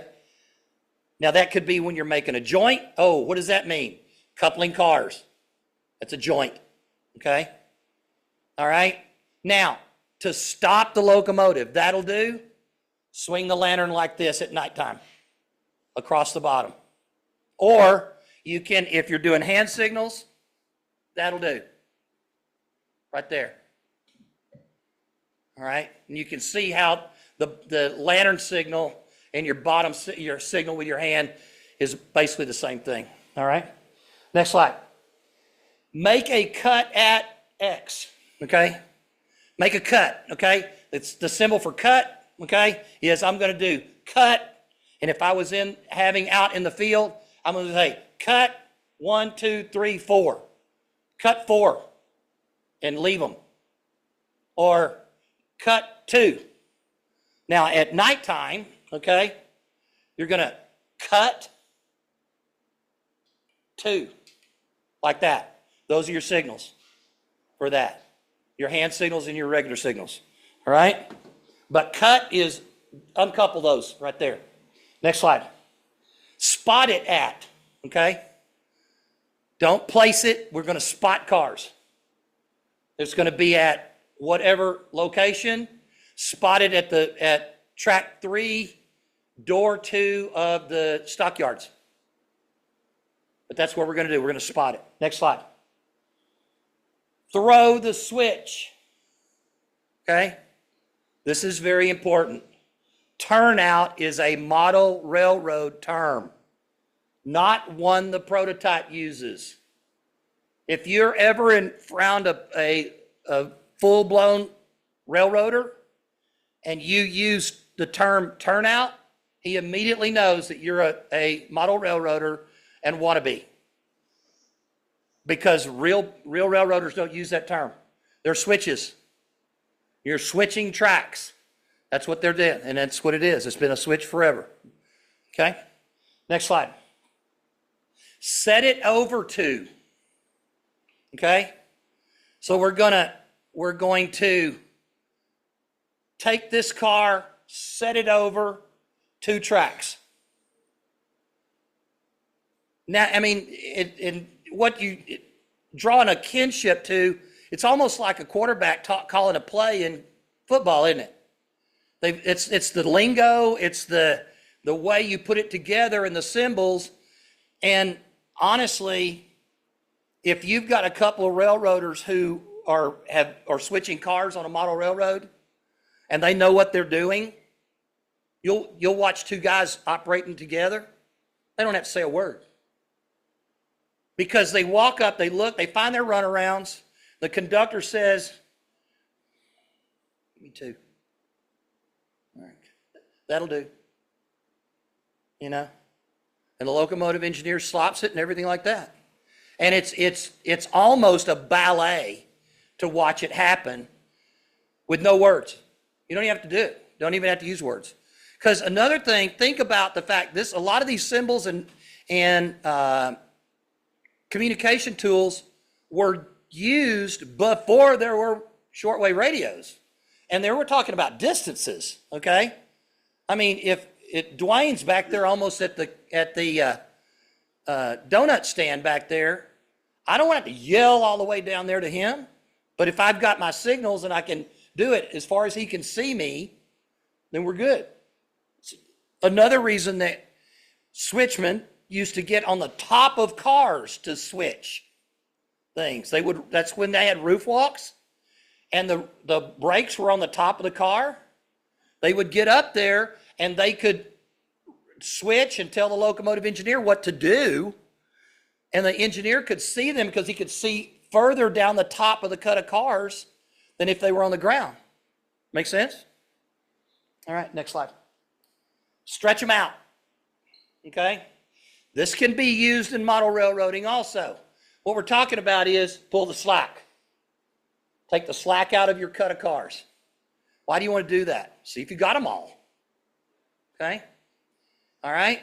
Now, conversely, next slide, bunch them up or give me some slack. And the symbol for that is just like I just did, inadvertently. It was just course of habit, even though I hadn't worked for the railroad in 40 years or longer. Okay? Give me some slack. It's just, give me just a little bit. Give me just a little bit. And you'll bunch them up and you can hear those couplers bunching up the slack. Why is that important? Next slide. Pull the pin. We're going to talk about punching up in just a second. But pull the pin, okay? Pull the pin or cut them, okay? Next slide. All right, so looking down at this coupler assembly, okay? you can look right here and see, right here is a cut lever on the locomotive. All right? There's also a cut lever on this car right here. Oh, this is the locomotive, excuse me. Locomotive right there. This is a cut lever on the car. I had it backwards. Okay? So if you're on the footboard down here, there's a lever that you pull up, and it lifts this, and it pulls that pin up, which releases the coupler closing mouth right there, the claw on it, I guess. I'm not sure exactly what that's called, but the knuckle, yeah, thank you.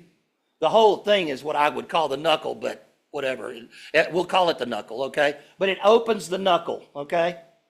It releases that, okay? This cut lever does the same thing the other way. This one, it pulls the pin down, all right? Now, you'll also notice that these glad hands right here, the air is flowing through the train line. How do I know that? Because the angle cocks are in line with the hose on both of them. All right? Now, if you were to throw, anytime you're disconnecting that train line, you have to throw the angle cock right there, at least on the locomotive. If you don't throw the angle cock on the car cut, that's when you hear it go, psh, and it's supposed to set the brakes on all those cars because it doesn't have any air on it anymore. And so the cylinder on the bottom of the car will understand that the brakes have been, the brake line has been severed, and it will automatically spring that brake mechanism out and set the shoes on the side of the brake, which is all fine and good until that air starts to leak off on the tank. And then gradually, one by one, those brakes start releasing on the cars, which now relates back to what I was said earlier. Never trust brakes to sit and hold a car just simply with the air, all right? You've got to set brakes. At least 2 on a cut of cars, it's like 4 or more, okay? 2 brakes will normally hold a string of 10, 12, 15 cars, 2 brakes, all right? But that's what you want to do, all right? Next slide. Hand and lantern signals, next slide. We've already gone through these, but if you're more interested in that, you can see the stop, reduce speed, okay? And this one, whenever I'm wanting to reduce speed a little bit, locomotive's coming back to me, I'm just going to start doing my lantern back and forth to slow down a little bit, slow down, and that'll do. Okay? And that's the hand signals for that. Next. Swinging vertically, okay? Or there's several slides that we don't have in here. The high ball, okay? Get out of here, okay? Also, kick it, okay? You're going to wind it up, and you're going to kick that car. We'll talk about that in just a minute, all right? Next slide. Unauthorized practices anymore, okay? I didn't say they're not used. I said they're unauthorized, okay? Flying a car or dropping a car, okay? That is when, next slide, let me see what it is. Okay, so if this car, let's say, yeah, there's not really a good example here, but if you were trying to get one of these cars was on the wrong end of the engine, okay, you would speed the engine up, you get them both rolling, speed the engine up, cut off the engine, let the engine go down the track, throw the switch behind the locomotive, and the car is still rolling on its own, and it rolls down through the switch, and you've got somebody riding it who's riding the brake. Yes, sir? Is that a Dutch drop? Dutch drop, same thing. Okay. Dropping, flying, whatever, okay? All right? next slide. Polling a car. Okay? Have you ever noticed on our models or on the locomotive, on the front of locomotives, there's that little bitty circle on the corner of the front of the plow, the pilot on the locomotive, and there's a little bitty circle on the edge on both sides of a boxcar or a gondola or a flat car. You ever notice that? That's a polling pocket. And the locomotive would have a large round pole, like a 4-inch round pole or something like that. And what would happen is you could go down one track, put the pole in the polling pocket on the locomotive, and move cars on the next track over by shoving them. Okay?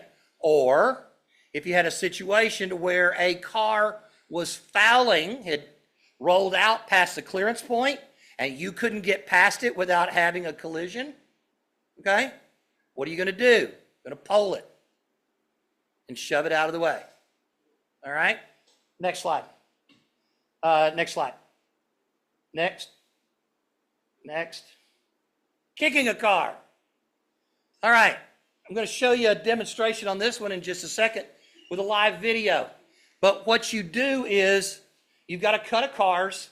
You're shoving the cars, and all of a sudden you make a cut on the last 1 or 2 cars, and the locomotive engineer stops. And you have now kicked those cars. They're rolling on their own. You have somebody riding them, setting the brake, okay? But it saves you having to move back and forth manually with the locomotive. You're just moving on one track, and you're just throwing the switch back and forth, and you're sorting your cars that way. But the locomotive engineer never has to do anything but slow down and then kick them again. Slow down, kick them again. All right? Next slide. And this is the demo.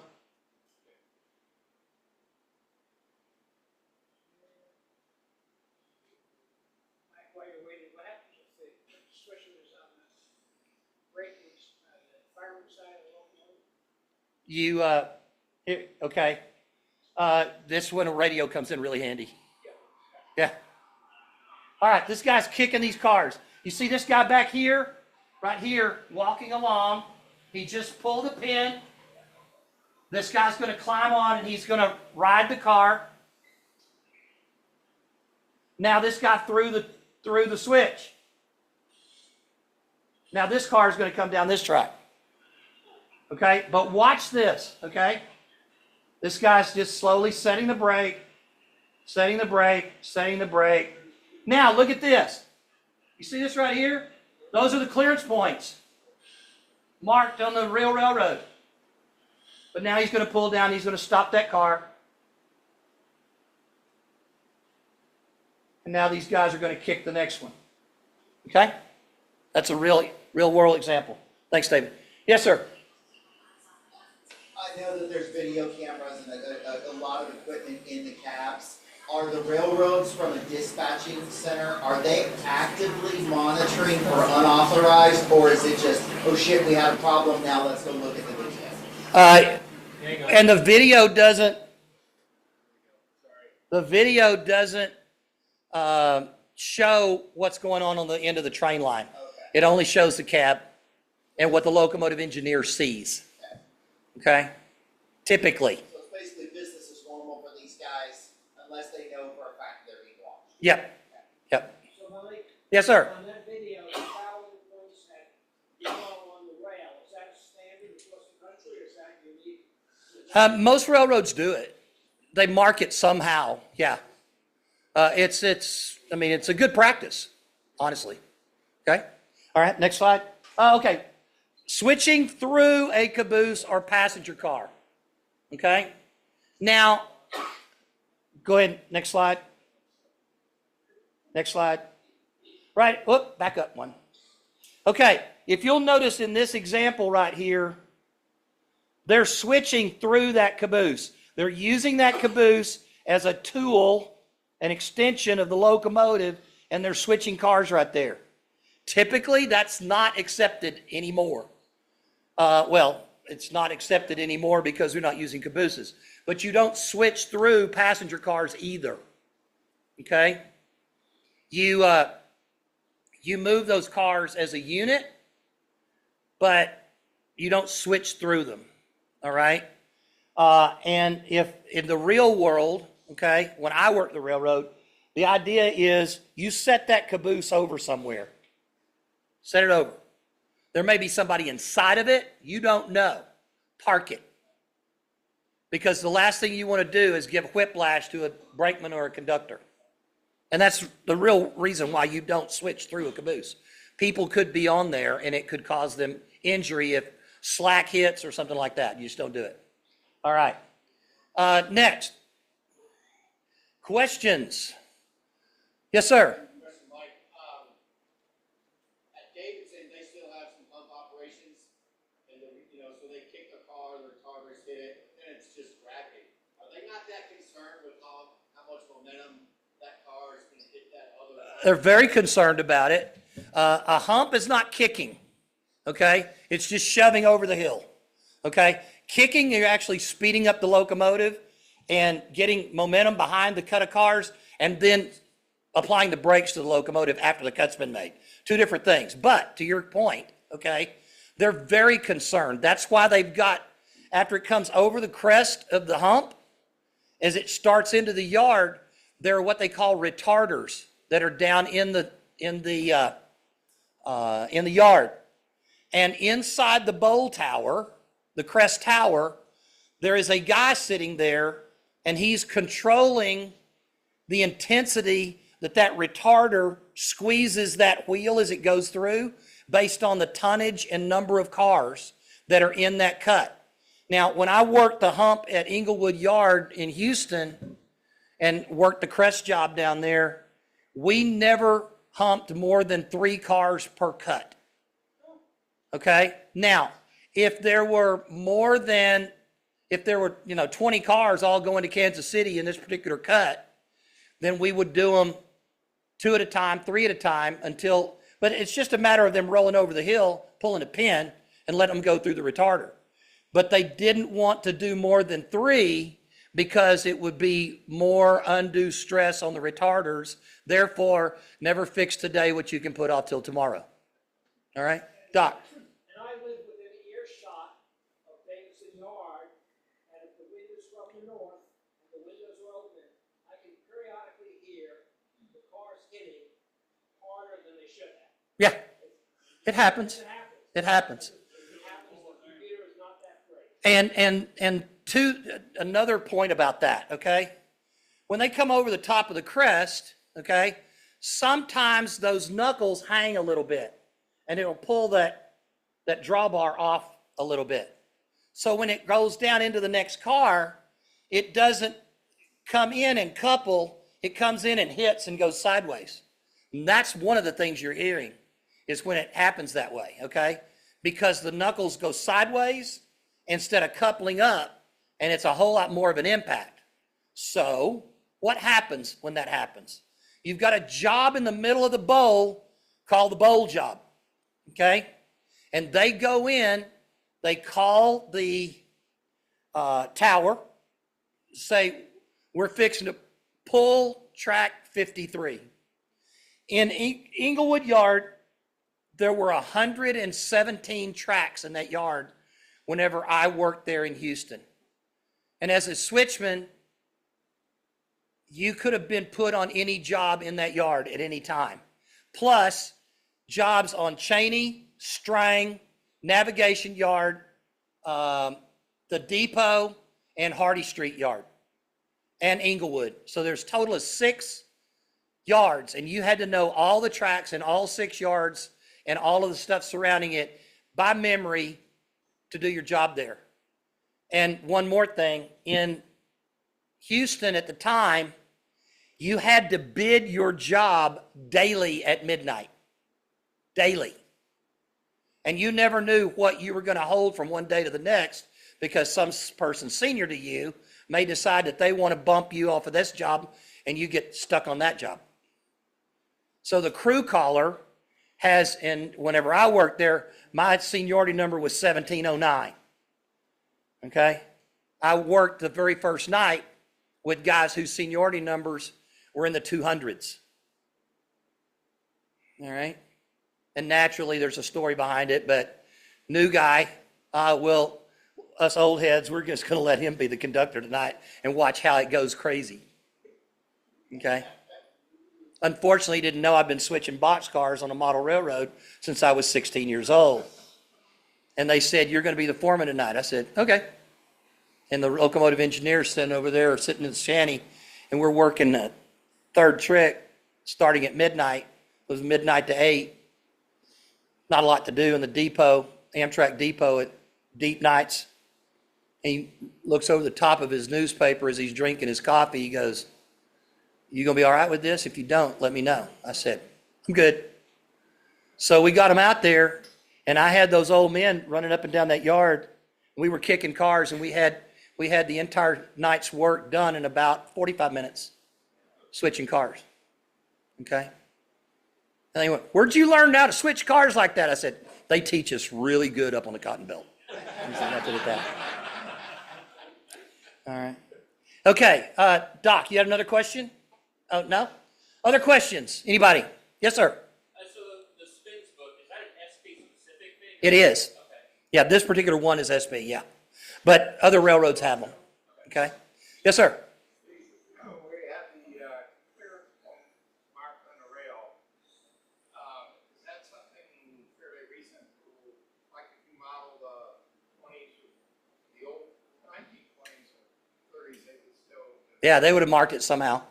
I mean, the crew, if the railroad's not going to do it, the crew would normally do it somehow. Okay? Yes, sir. Am I correct in assuming that there's no getting on and off of the car anymore? They have stopped that, yes. Everything comes to a stop to get on and off. But whenever I was working for the railroad, they taught you how to mount and dismount a car. And there is a very specific way you do it. If the car's coming at you, okay, you climb on and you plant the foot closest to the car up there on it, okay, on the stirrup, okay? Because if you try to do it with the other one and you miss, it's going to throw you under the car, okay? But if you miss with the back one, you can shove yourself away from the car, okay? But but that was a way to. They taught you how to get on and off. Same thing for locomotive, okay? Trapper? Your training session, what was your favorite car to learn how to get on and off? Favorite car? That's kind of contradicting what I want to say. In other words, we didn't like getting on and off. Remember what car it was? I didn't like getting on and off 85-foot flat cars. That's the most hated car to get on and off. There's not a lot there to grab onto, and the stirrup is not well done. And with an 85-foot flat car, you know, if you're standing beside the track, it stops right about here, right? Where the top of the flat car is. Well, they normally put one rung over the top at the end, and you grab it right there, but there's no leverage to get yourself up on the car. Whereas on a box car, you can reach up here and grab a rung off the ladder to help pull yourself up onto a box car. All right? Next question. Yes, sir. Can you pull the pin while the train's moving? Depends on if there's slack. Okay? If the cars are tight, can't pull the pin. But if you're shoving it and there's slack and it's loose, then you can pull the pin. Okay? That's why railroad movies always drive me batty. Okay? I know how we can do this. We'll go up and pull the pin on the locomotive, and the rest of the train will fall behind us, and the locomotive will be safe forever. And Superman lives. Okay? The minute they blow that air hose, that other end of that car is going to stop. All those cars, they're not going to roll anywhere. The air's going to blow and they're going to stop. And if they didn't throw the angle cock on the locomotive, it's going to stop. Okay?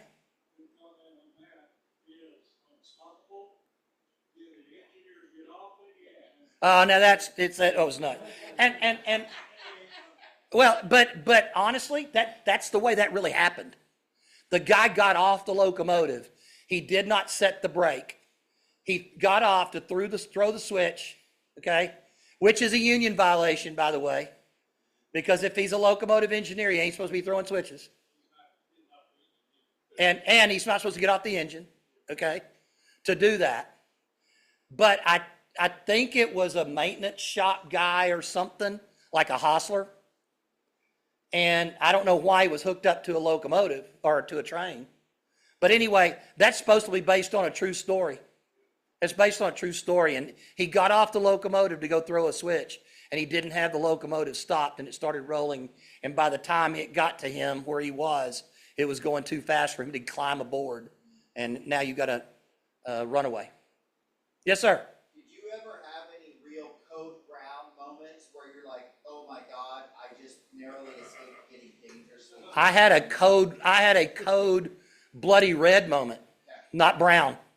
I mean, it was, and I'll share this story, and Dick's standing up, so apparently he wants me to stop. No, I just got tired of sitting. Oh, okay, all right. And by the way, I appreciate the questions. They're great questions, and I love sharing this stuff. I was working with a friend of mine, just so happened. I met a guy in Rusk at the Texas State Railroad. His name was Arlen Young. He's passed away now, but Arlen was a volunteer conductor for the Texas State Railroad, and he and I started talking, and he found out that I was a train enthusiast, and he said, come with me, and out of the goodness of his heart and what he wanted to do, he took me to beyond where passengers are supposed to go while the train is going from Rusk to Palestine. I got to go up into the cab of the steam engine at Texas State Railroad. We crossed between the cars over the top of the tender and down into the cab during a trip. And just so happened it was right when they crossed over the river down there and on the long trestle. So it was really pretty cool. Arlen and I became good friends. We kept in contact. And when I went to Houston to work, he was from Edinburgh. And so I reached out to him. I said, Arlen, what are you doing? He goes, I'm working for the railroad. I said, well, I'm down here to do the same thing. He goes, no way. I said, yep. At the time when we first met, he was working for Southwestern Bell. And so he stopped and he went to work for the railroad, and he was a hostler. And his job, working for the SP, was to move engines back and forth from Inglewood Yard, departure and arrival tracks, to Hardy Street Yard, where they would service the engine, get them ready, and everything. So it was inbound to be serviced, outbound serviced, back for outbound trains. So we finally got to work together one night, and it was a summertime evening, deep night job. We've been working probably 3-4 hours, and we had a cut of about 8 locomotives that we were bringing from Inglewood back to Hardy Street. And it had been raining very lightly, misting rain, and Hardy Street diesel shops is a diesel shop, okay? Oily dirt, grease everywhere, just what you'd expect. And I'm riding the footboard on the fireman's side of the short nose of the cab. You got that in your mind? Locomotive's over there. I'm on the footboard down here. He can still see me with his angle because I'm standing up where he could see me over the short nose. And we were clipping along faster than we should have been, okay? But we were feeling like everything was pretty cool. And all of a sudden, we come around a kind of a blind curve, like right here, and all of a sudden I look up there, and we're fixing to run through a frickin' switch. And remember what rule number 2 was? The railroad's always trying to fire you. There you go. So it's emblazoned in my head so much, safety be damned, I jump off of the locomotive, run, and jump in front of the locomotive as it's coming across right behind me, and I get to the switch just in time to throw the handle up and let the train run through it as a trailing point move. Have you told BJ that story? Yeah, she didn't care. This was long before I ever met PJ. And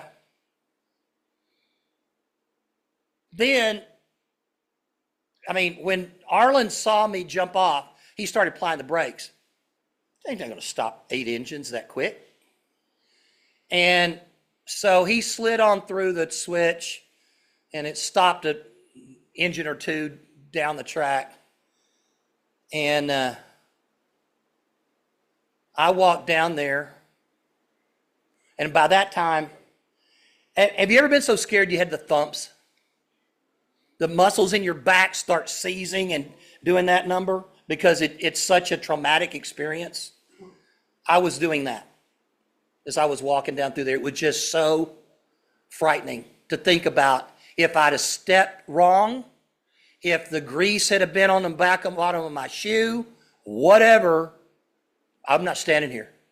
Again, it was the most dangerous job I ever did. Okay? Would I do it again? Hell no. But at the time, okay, you don't jump off, you just run through it. It just bends a throw bar. It's nothing that can't be fixed, okay? But it is so indoctrinated to you, you can't do anything or you're going to get fired. You're going to get fired. You're going to get fired. So now you start thinking about that. I can't mess up, even if it's just something, a piece of steel pipe that could be fixed. No, you can't break it. It's the mindset. Yes, sir. Do you have to work on the engineer's side so they can see you? No. How do they see your signals?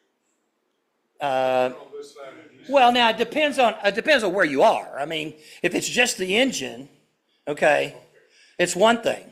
But if on the short nose, okay, I can work either side of the short nose. On the long nose, he can't see the back corner on the other side. So yes, I would have to be on the engineer side, unless there's a fireman. If you've got a fireman, then he can relay the signal. Yeah.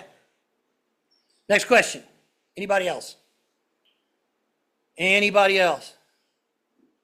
Thank you very much, guys. It's been my pleasure to talk to you today. Mike, thank you very much for a Thank you. great clinic. Appreciate it.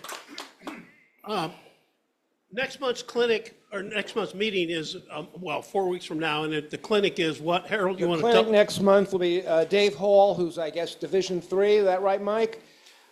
Dave Hall's Division 3? No, well, he's not a member right now. Okay, he's going to give us a talk on JMRI, what it can do for you, and car writing possibilities for Operations Pro in JMRI. It should be good, really good. Should be a very good meeting. So that concludes the meeting for today. Please pick up all the chairs, stack them up against the wall, and let's leave this place as clean as we found it.